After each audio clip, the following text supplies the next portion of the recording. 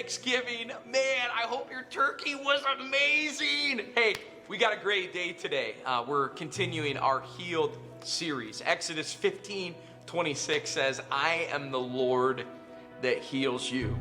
And I love Psalm 103, verse 3. It says, and he heals all your diseases. We've been talking about God healing you in all types of places. And today we get the opportunity to kind of capture some of those things that we really didn't get in the last few weeks regarding healing. And I pray that today, each one that speaks today in our panel will bless you. I want to take a minute to just say that today may have some sensitive content, so make sure that you take advantage of our Evergreen Kids. First of all, I want to introduce to you Joe and Kathy Fleischer, who have an incredible story about God's hand in their finances. And man, when it comes to being sick and finances, when we're sick in our finances, it affects our marriage, it affects our momentum, it affects our lives. And so they're going to talk about their story.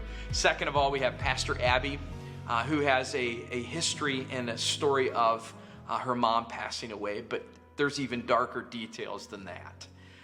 And she's going to share her wounds today.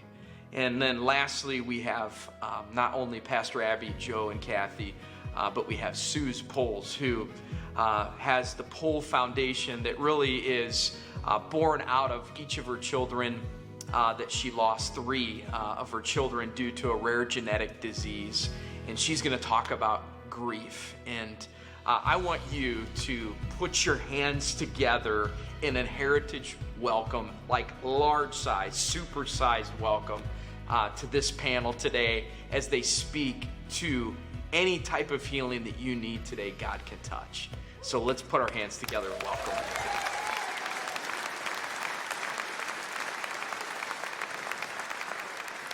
Well, good morning, church. My name is Chad. I'm here on staff at Heritage, and I'm going to lead the panel this morning. It's a little different than when some of you are used to. I just want to say welcome, whether this is your first time or maybe been coming for 50 years. We're finishing up our series on healing, and this is the last one. And aren't you glad we serve a God who heals? In Exodus 15, we read about Jehovah Jireh, Jehovah Rapha, the God who heals. And so you're going to hear some stories that are going to probably tug at your heart. So quickly reach into your purse or right in front here, grab a Kleenex, because you're going to get moved today. But today isn't just about being moved. It's about bringing healing. And some of you are going to walk through these stories. Maybe you've been through it in your past. Maybe you're going through it now. And so at the end, we're going to have you take action in that one. But we're excited today for this panel. Some of them were nervous first service. I think the nerves are gone. But it's going to be powerful, so maybe not. So we're going to do kind of a fireside chat way, and we'll just bounce back and forth. So, Suze, we'll start with you. How did God bring healing through the loss of your children? Okay, so the first service, I guess nobody could hear me. So can everybody hear me? Yeah. Okay. Well, I'm Suze Pole. So 3 of my children passed away from a rare genetic disease called spinocerebellar ataxia type 7, or SCA7. My daughter Mirren was 27 months old. My son Bracken was 7 years old, and my other son Keegan was 25 years old when they passed. My husband also has this disease and is considered terminal. During their lifetimes, I prayed that God would heal them every day, and God healed them when he took them home.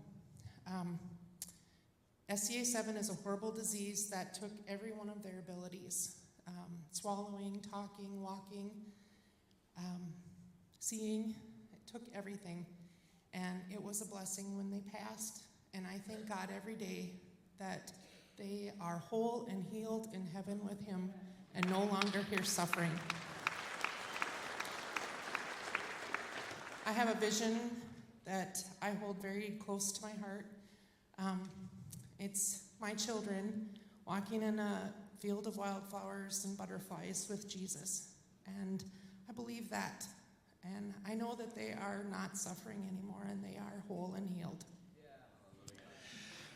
Wow, I can't imagine having to bury one child, but 3, and yet you, there's such a source of strength, and we'll get into more of that later, but thank you for sharing.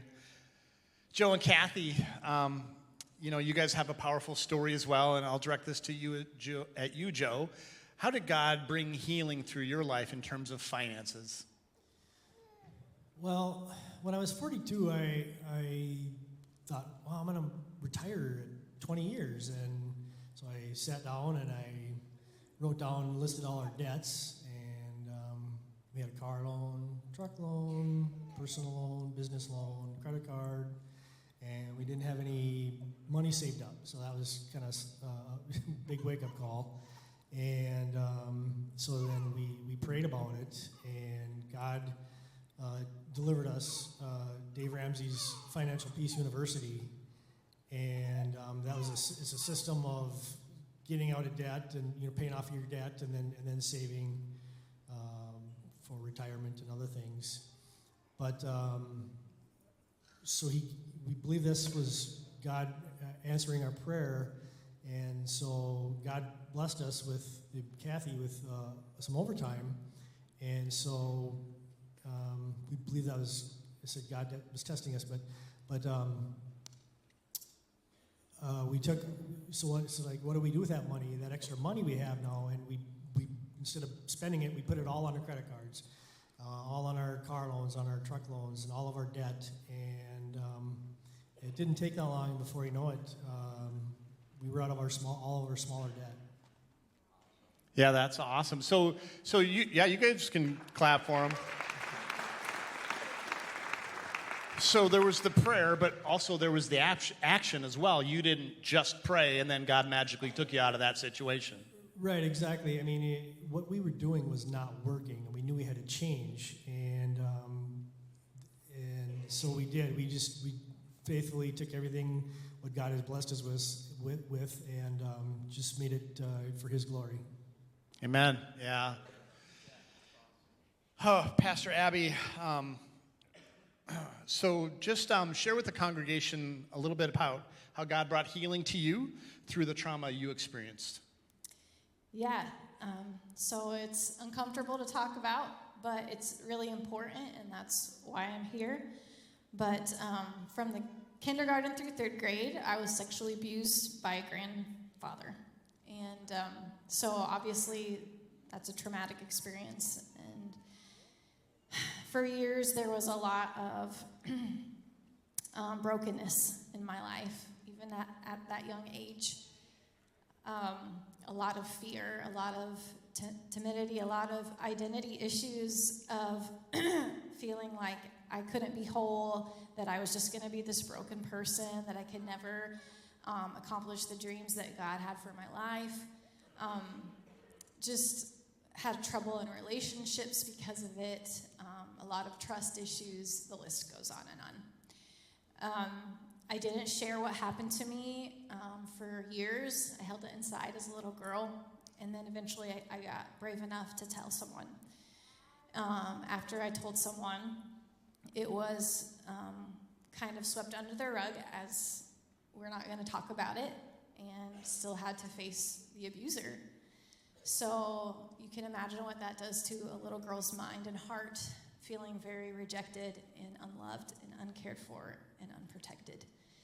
And so that can change your whole worldview. That can change your view of men. That can change your view of anyone. And so I had to go on this journey to find healing. And luckily, my parents did raise me in church.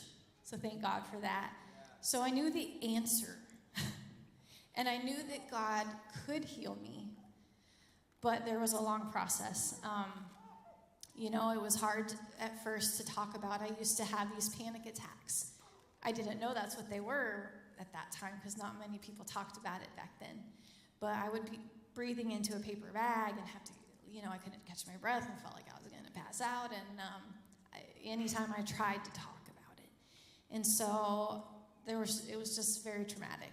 So fast forward to I got out of high school, and I did believe, I always had this call of God in my life, right? And I knew I wanted that. So I went to ministry school, And I finally found a safe place where I could share. And that changed everything. And I can remember the service and the moment that God healed me.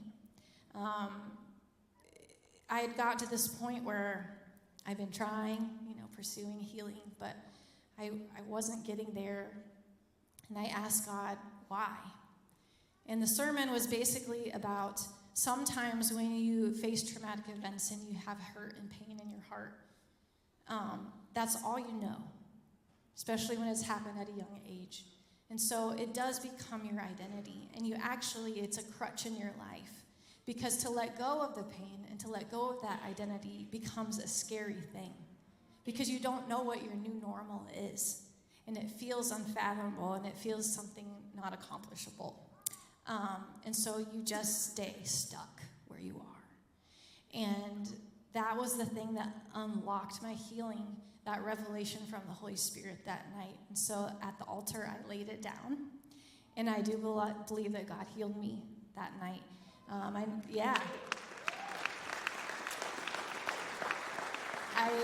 didn't have panic attacks again. After that, I was able to talk about it, and I truly felt a release in that moment. And here's what I wrote. I want to share with you in my journal. I still have it from that night. And it says, I've been living in defeat and weakness and in timidity for so long. I didn't know how to be any other way. But I know God has finally brought me to a place where he wants me to go on and become the person he's called me to be.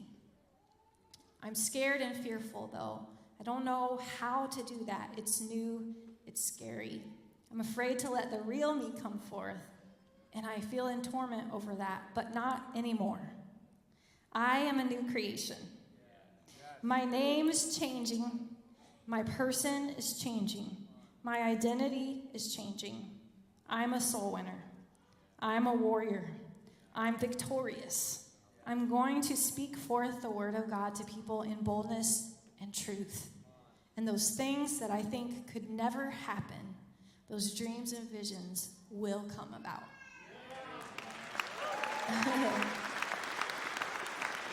And at the bottom, I love this, that I drew a little picture because I felt like the Lord told me that before all this, I was just a cocoon, self-protecting, hiding, leaning on the hurts and the pains.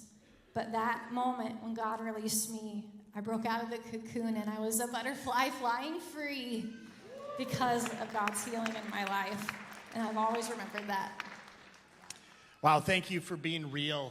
It's so important, I think, to share these stories today, is that oftentimes we just stare at people on the stage and think that they've got everything together, that their life is perfect, and they haven't battled the same battles that maybe you're going through. And each week we get to go through Connect cards, and somebody just shared last week, thank you for being a real church. That's the first time they've felt real in a long time. So, Pastor Abby, thanks for being vulnerable in that area.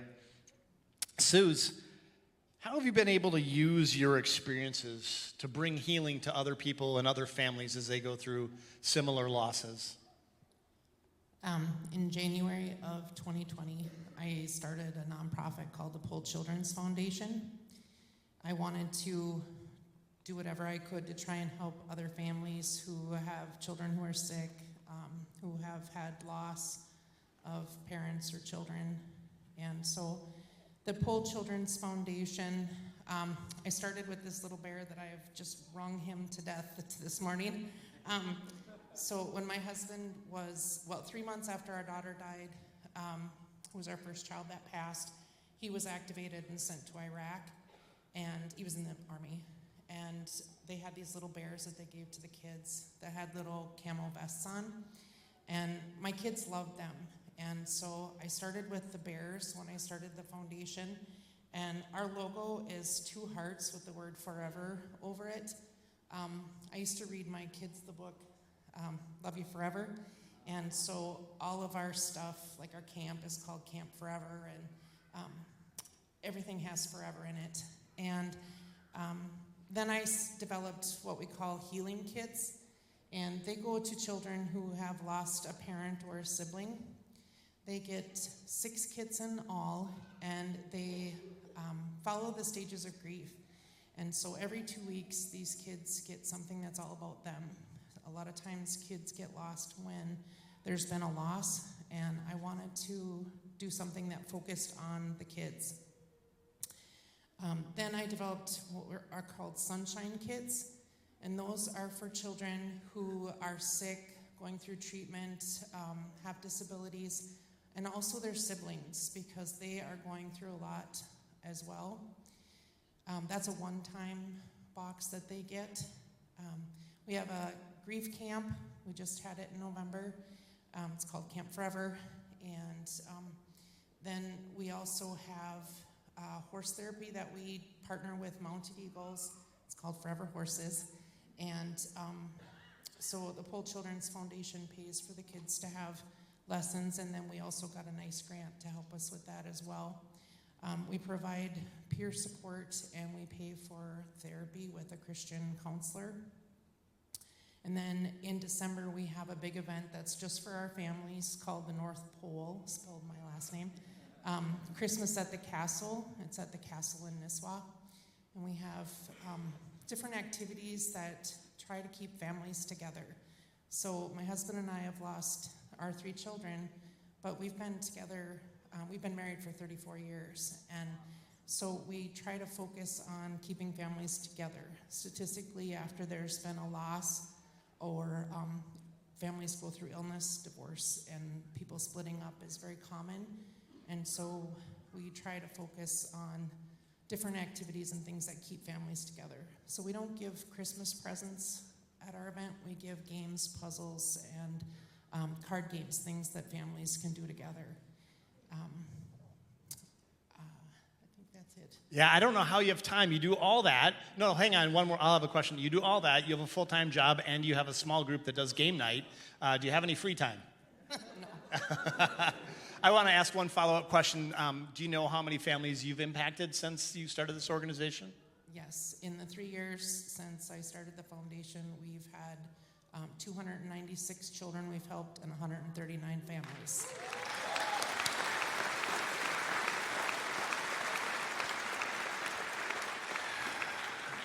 So, Joe, we know, or at least I do, because I was looking up statistics, the average household debt is in the $60,000 range. 63% of people here in the U.S. live paycheck to paycheck.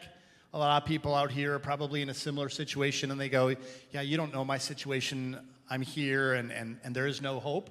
What kind of words of encouragement would you have to somebody who's sitting out there that just shrugs their shoulders? Well, first of all, I pray that you pray about your finances and to see what God does in your life. And then that's exactly what we did. And God blessed us with, we both have full-time jobs. We both got part-time jobs to pay off our extra debt.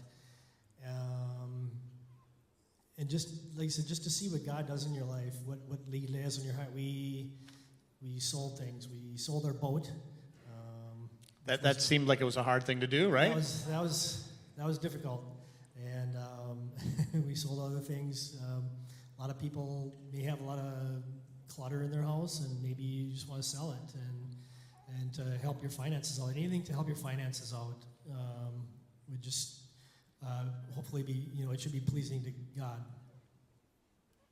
Yeah, so they often say that doing the same thing over and over again, expecting different results, is insanity. So there actually had to be a change there as well as other people?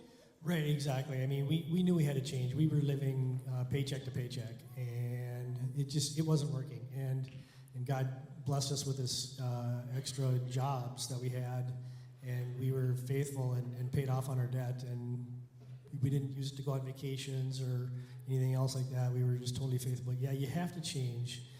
You just can't keep doing it over and over and expecting the same results. Yeah, thank you for sharing that. We'll get a little bit more on the next question. Pastor Abby, for those people sitting in this room or even online that are going through a similar circumstance, what kind of advice do you have for them? Yeah, there's a lot. First, I want to read a statistic so we all can understand the reality of the situation. This is from the Centers for Disease Control and Prevention. And this says that 1 in 5 Americans have been sexually molested as a child. 1 in 4 have been beaten by a parent to the point of a mark being left on their body. 1 in 3 couples engages in physical violence. 1/4 of us grew up with alcoholic relatives. And 1 out of 8 have witnessed their mother being beaten or hit. That is the reality of what we're facing. And so it's really important that we as a church are a safe place, that we're a hospital for the broken, for the hurting, for the people that have faced trauma in their lives, because these are big issues. My advice to you, first off, is to tell someone and to get help. You can't do it alone. You really, literally can't. There's a reason in the Bible that the Lord tells us to be devoted to one another, to confess to one another, because in that space is where we find healing. Another thing is, I'm a big proponent of therapy.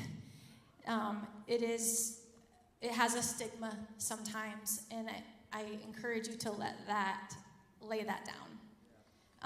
Therapy has been a huge blessing and help in my life, and there are some things that you just need, with trauma especially, to help rewire pathways in your brain, literally, is what is needed sometimes, and that's a medical issue that you need help for.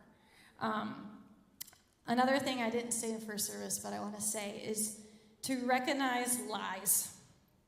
Our enemy, it says that he is the father of lies, and there is no truth in him.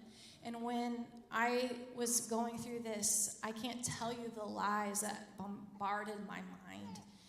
And the only way to conquer that, obviously, is being in the Word, to know what the truth is about your situation, and to be in church, hearing the Word, having brothers and sisters, again, surround you to speak truth in your heart, because you're up against a big fight here. The enemy is out to steal, kill, and destroy your life, and he will use trauma to do that. So you have to fight the lies that are going to come your way. And so the biggest mistake I see people make is that they think that healing is just an instantaneous thing that they can pray and God will do it. And yes, he does do those. For me, you heard my story. There was this moment where I felt a huge release and a healing in my spirit. But I partnered with God in this. Hear me out. People that say, I don't understand, I have all this pain, and I pray, but God doesn't take it away. It's usually people that aren't going to church. They're not talking to anyone. They're not going to therapy. They're not getting down at the altar and getting in God's presence. They aren't partnering with God for their healing. You have to do your part.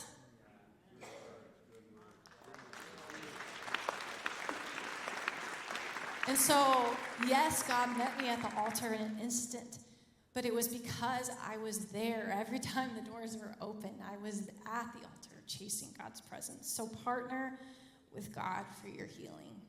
Thank you. Yeah, I think the common thread that I'm feeling is that healing takes place through God. It might not be instantaneous, right? Through all 3 or 4 of you, that there is healing that takes place over time. And I think as human beings, we just want to be healed instantly. And God uses our pain and for his glory. So thank you. There was a lot of work after the fact. It wasn't like the altar and then I'm done. Yeah. It's a continual thing that you have to work at. Because the enemy, like I said, lies over and over and over. He's going to try his best to. Amen. Hey, Sue, so how has your life changed, just kind of knowing the battle that you and Kyle face, travel more? What's changed? How are you maybe enjoying life a little bit different? So Kyle and I got married when I was 18 and he was 21. We have been best friends for 35 years. And we have lost, we have lost a lot with losing our children. Right now, I think the hardest part is watching him lose his abilities. Every day, there's a little something more that he's lost. But I think all of this has brought us closer together, and it's brought us closer to God. And we spend every moment we can together. We do go on trips when we can. We build really cool Lego projects together. We play games, we go to the movies, we spend every moment we can together. That's priceless to me, that time that I get to spend with him. And so, yeah, that's what we So I asked you first service, I'll ask you again, what's your favorite Lego project that you put together, and how long did it take? I think our favorite is probably the Statue of Liberty. It was kind of cool, and it took a couple weekends. Yeah, I don't know if I have the patience to spend a couple weekends putting something that together, but that's awesome. Thank you. Kathy, we get to hear from you. As you've handled money God's way, right, according to the Bible, share with us some of the blessings that you've seen along the way. Well, we've been, like Joe said, we've been following this financial journey since 2007. And along the way, we were paying things off, getting everything, putting just every dollar we possibly could, selling things. We were just really crazy on fire for it. And then we got to the point where we had everything paid off except for our mortgage. And so then all of a sudden we're like, oh, we have this extra money every month because, we were putting it onto all this debt and now we have it. And, the tempting thing is, what should we buy? We should get something. We should be rewarded, And one thing that I've always known is I don't believe in the word that you deserve anything, that, we work and we pray and we do what we should be doing. And we both knew that we needed to follow God's plan and put money in savings so that if something ever happened, things happen. It's just a matter of when, that we needed to have this money, put away and saved. And so we did. And thankfully we were obedient because a couple years later, Joe had surgery. And it was supposed to be just an overnight type of thing in the hospital. And it ended up he had major complications. And he was in the hospital that first time for almost a month. And over the next year and a half, he spent many, many, many weeks in the hospital, had many surgeries, procedures, different things. He was down in the cities, in the hospitals, and we had insurance that covered the major things, but it doesn't cover when you run out of sick time at work and then you don't have the paycheck, and it doesn't cover gas driving all over. It doesn't cover for me to stay in a hotel for weeks on end when he's in the hospital, to be near him and with him. And so this is when we tapped into that savings. And so through this time, through this year and a half that we went through this experience, we spent every dollar that we had in our savings. But somehow with God's fuzzy math, it all worked out, and we never ran out of money. We didn't have extra, but we had enough to get by with those things.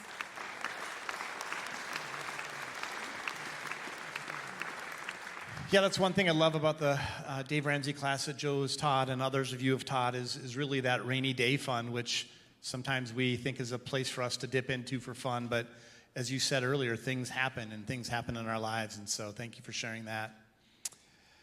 Pastor Abby, sexual abuse is, as you mentioned earlier, just a difficult topic. It's one that's not talked about in churches. Why do you think that is? And do you think it's something that should be talked about more? 100% it should be talked about more. There's a few reasons why I believe that it's not talked about. The first is that people that have experienced this have a lot of shame surrounding their situation. They feel ashamed of it. They want to hide it. They don't want to talk about it. And the way that you can help someone is you don't have to have the answers. You just have to be there for them. You just have to listen. You just have to move past how uncomfortable you may feel and just be a safe place for them to heal. God has the answers. You don't have to be, but you're a vessel, right, of God's love and care for them. So that's one area. The other thing is that I do believe, kind of mentioned this a little bit before, but the enemy, he is out to steal, kill, and destroy, and he wants to keep these things hidden in the dark.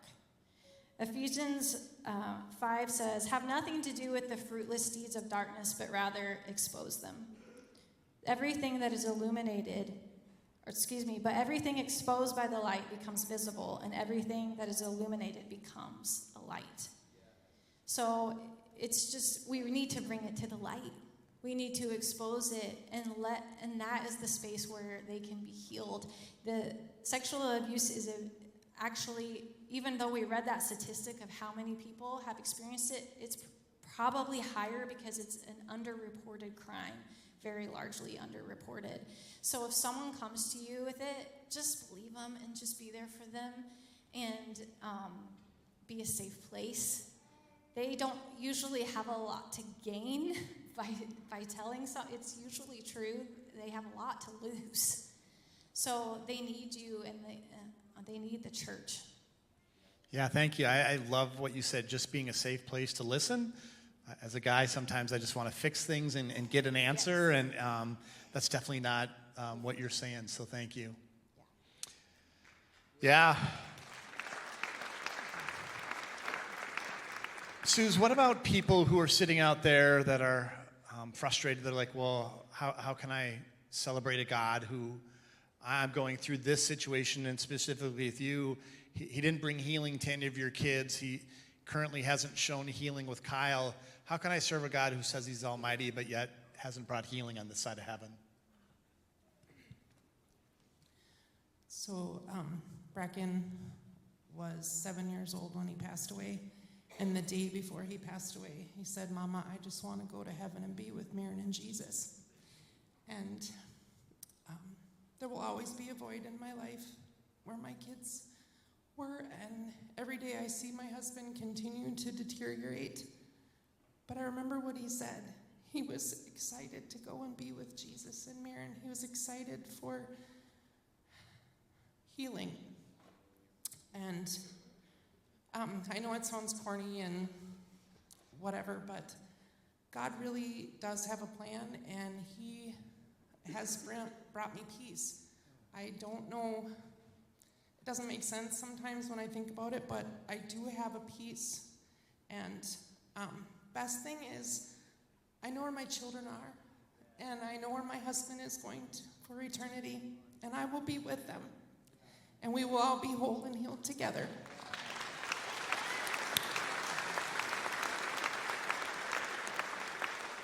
I want to say thank you to all of you guys for being so vulnerable and sharing.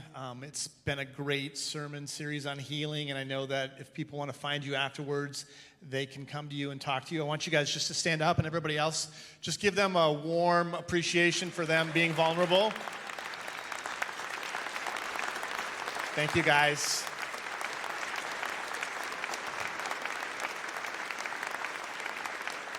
Thanks, guys. You can have a seat. So here at the end, I want to call the prayer team forward.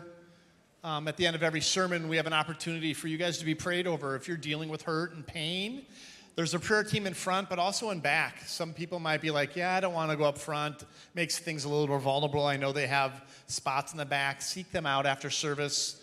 The worship team is going to join us in a minute. They're going to have one last worship song. God's going to move on your heart. You can leave when you want. There's not going to be a hard close, but encourage you to just to listen to God's voice. And I want you to grab your Connect card. It's going to be down by your foot in a little spot. Some of you, it'll be on the chair in front of you. Some of you are online or on your app. We encourage you to fill that out. We don't want you just to come and listen to a message and go, that was great, and then not have it change your life. We believe in the power of prayer. We believe that God is here to heal. And so we have 4 steps for you today. The first one might be, this is the first time in your life that you've given your whole life to Jesus. You've never said, God, come into my life. You've grown up in the church. Maybe this is your first time ever in church, but you just kind of feel your heart beating and you're like, God, I hear your voice.